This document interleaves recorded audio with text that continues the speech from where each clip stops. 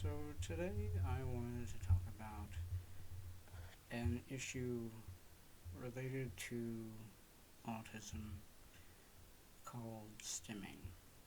And as a very brief introduction to stimming, it is short for self-stimulatory behavior. It is very common to see in people with autism spectrum disorder, and it is related to the sensory sensitivities and the very common traits that they are more or less sensitive to sensory stimuli than kind of general public or non autistic people. And so they engage in this stimulatory or behavior or stimming as a way to regulate some of that sensory sensitive stimuli that is coming in, and whether they're hypersensitive or hyposensitive, so oversensitive or undersensitive with a given sense, is not necessarily the point, but they, in order to make up for that, either that deficit or that too much stimuli, overstimulation, they will engage in various sorts of self-stimulating behavior. Um, so it's a repetitive body movement. It's it can look very different. It can be stimming can range from chewing on things and biting things to rocking back and forth is a classic one. Flapping their hands is another classic one. Echolalia is a type of stimming that's repeating words or phrases that others have said or that they've heard, things of that nature. And fidgeting is a form of stimming, although not all fidgeting is stimming, but some fidgeting is. Is particularly when you're talking about repetitive hand motions, and now this isn't to say that all repetitive motions are a type of stimming. It's not to say that all repetitive motions that autistic people do are stimming. I'm not even saying that every time an autistic person rocks back and forth, that it is necessarily stimming. It doesn't have to be. Might it be that? Yes. Is it likely that? Typically, yeah. Yeah. But, and the reason I start to bring that up is to get into the issue of stimming that motivated me to make this video. And it's a video that I've been kind of having in the back of my mind for quite a while, because frankly I'm seeing a concerning trend on social media, and the motivating factor to make this video ultimately is that I believe I'm starting to see these things bleed into the real world, if you will, and extend beyond social media, and it's impacting people with who have these conditions and don't, you know, necessarily have a multi-million person following and isn't able to speak about some of these things. So, you know, I want to make sure that things that are happening online are not even unintentionally, accidentally having quite negative consequences on people in the real world. And so, what the reason I have had these topics come up is because I have, so many years ago, everyone heard about this fidget spinner craze, yes. And I have seen, as I'm sure others have, that since then, other things, and it was things that at one point in time were really exclusively marketed towards people with autism or a similar condition. One example being weighted blankets.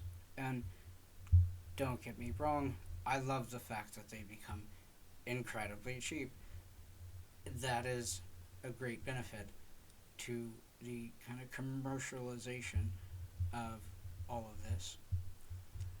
The catch with all of this is that I'm seeing these things in the real world. I'm seeing people not just have noise canceling headphones anymore or have fidget spinners, but I'm actually starting to see people do things like rock back and forth. And so, let me. Sorry, that sounded terrible. Um, I'm not necessarily judging people outright for rocking back and forth, and I didn't mean to imply that.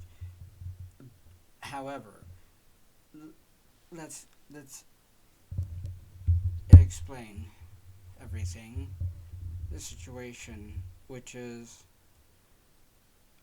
I am in a graduate program at a university, and they've been very kind to me, but I digress. That's not what this is about.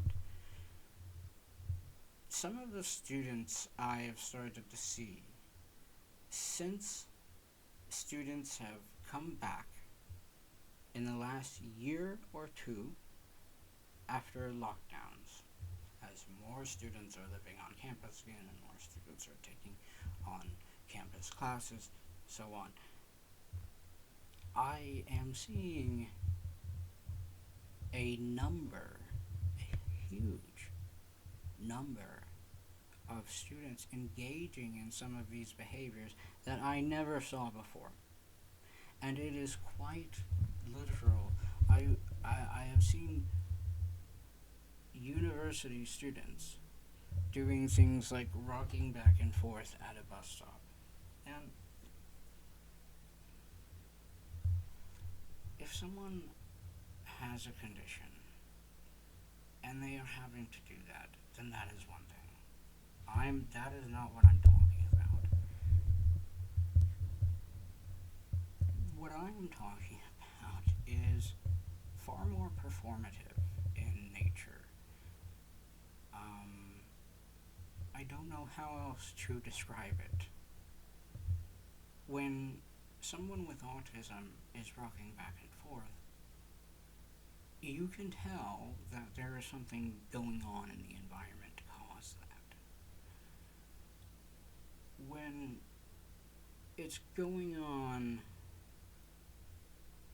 in some of these spaces I'm seeing on campus. It's not like that at all.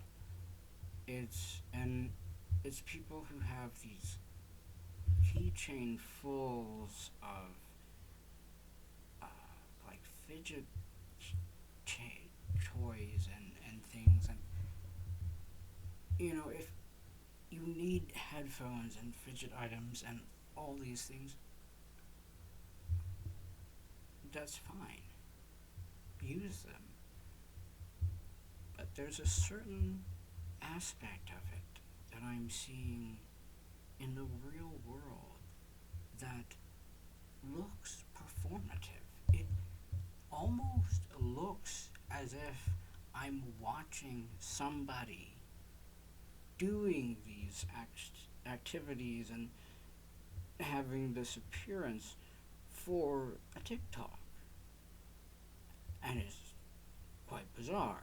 And then I start hearing about more things related to TikTok recently, and I find out about these stimming with me things.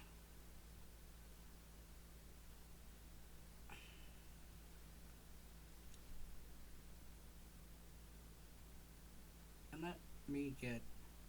I cannot say this enough. If somebody's way of coping is to rock back and forth, okay. I do not have a problem with that. I think anyone who does have a problem with that needs to seriously interrogate why.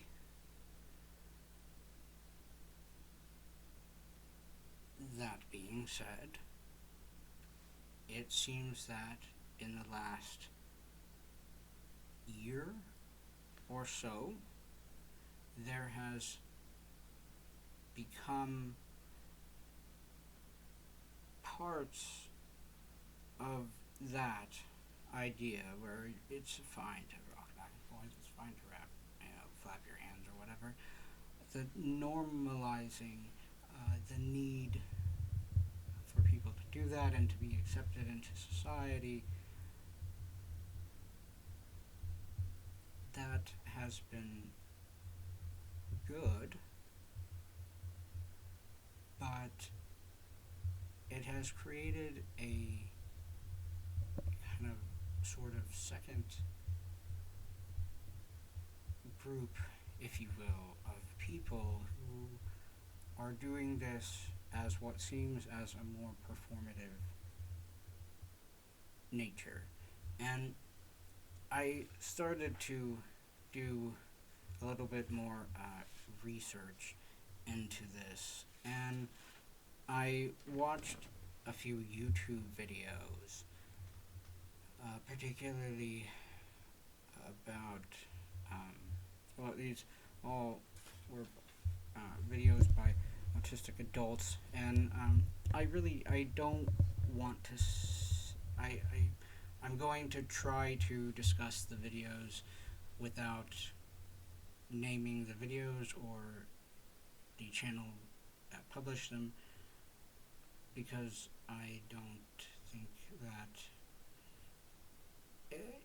it's not really fair to attack them. I think they mean well, but I still want to respond to the comments, which is the motivation for this video. And one of the videos was, about relearning how to stem and this was aimed at people who were diagnosed later, particularly people who over time suppressed their stimming behavior to blend in. And it was really a how-to video of how to start stimming again. and this included practicing intentionally, and this was aimed at enhancing one's overall quality of life. Um, yeah, there were other, comments. This might have actually been a different video now that I'm getting into. I think it was the same one though, but they also say things, why should people do this? One of them being just because it feels good. I don't think that's in any, no, and I'll get into all of why. One of the questions was, did I forget how to stim? I don't. I'm not going to actually. We train ourselves to stop doing it. Yes. That is all. That last bit is true. You probably did train yourself to stop doing it. But here's the thing: when people on the spectrum have additional stimuli in the environment, it causes them to perceive the environment differently. What I'm getting at is these people go around claiming that their stimming doesn't harm anybody, and that they should be allowed to do it in public because it comforts them, it reduces the anxiety. They should reteach themselves how to overtly stim by rocking back and forth instead of doing more kind of covert things like twirling their hair or something.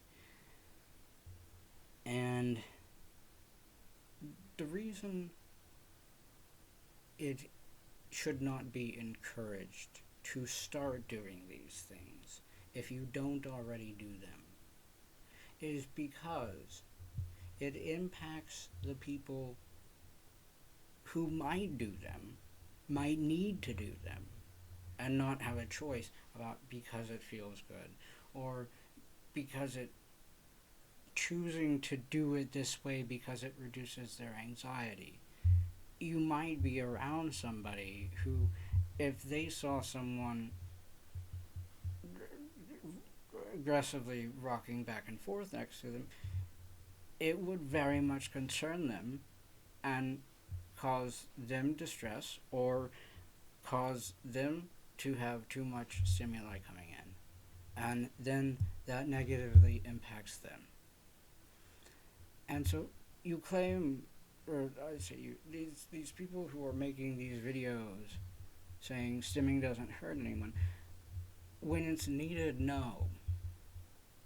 Because that's not the point. However, when it's performative and when you are reteaching yourself or relearning how to do these very obvious stims that alert everybody around you that you are either you're very something about this situation.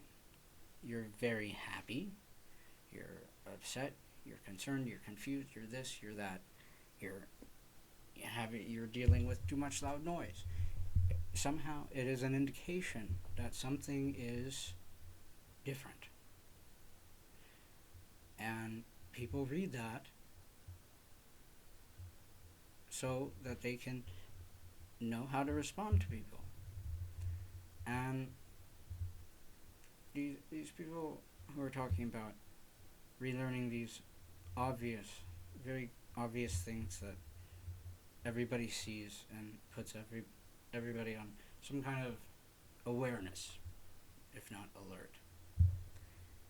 It's that their actions are causing people who don't have a choice about unlearning or relearning or how they respond. And that's the other thing. You're talking about people are using the coping skills that they have. So if that they're rocking back and forth, that's the coping skill that they have. If over time you have learned other coping skills, like rocking back, or like journaling, or using a fidget spinner, or I don't know, come up with a coping skill, a fidgeting behavior that is more covert. If that's something your body has adapted to, then that is how you have adjusted to calm down over time. The other person has not done that. For the other person, that rocking back and forth is what does come natural. They don't have to learn or unlearn it. And I do not understand what is the point of trying to learn or relearn a behavior to comfort yourself when it's not one, even if it did when you were a kid, it's not one that currently feels genuine to you that it helps. So why don't you spend more time trying to find a genuine coping behavior instead of trying to look and appear and perform like you believe somebody who is stimming would? It doesn't make sense. And I think now that I am seeing these people do these things and talk about these things, I hear certain students saying buzzwords like hyper focus, special interest. Now that this is so common, well, I don't know about so common, but you're seeing it in the real world. It's becoming an issue, and people who are stimming out of necessity should never be stopped.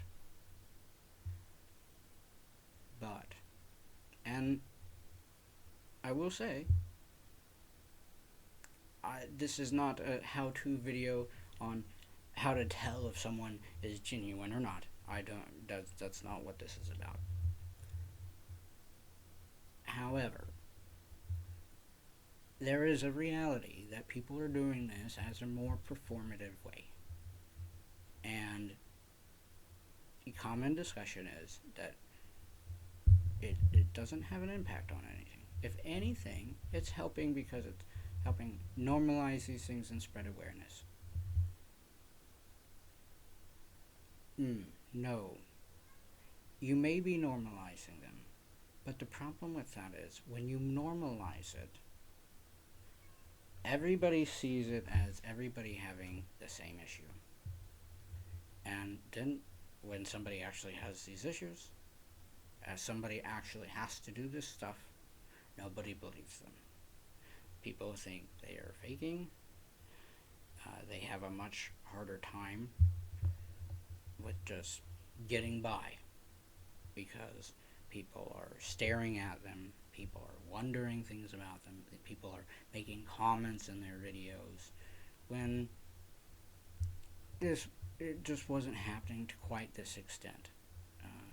Even when you had forever, people have been, especially those who were would have been previously diagnosed or who still have a diagnosis of Asperger's, would tell about people saying, "Oh, you don't seem autistic."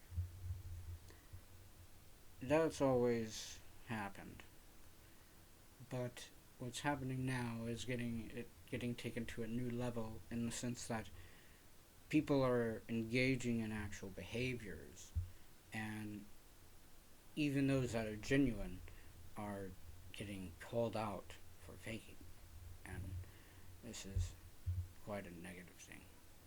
Anyway, this is quite a long video at this point. Effectively, I just wanted to kind of give a breakdown of what stimming is, why people do it, and why that this push for let's start stimming is not a good way to go. We should increase the acceptance of stimming while not teaching people and encouraging them to start doing these overt stimming behaviors.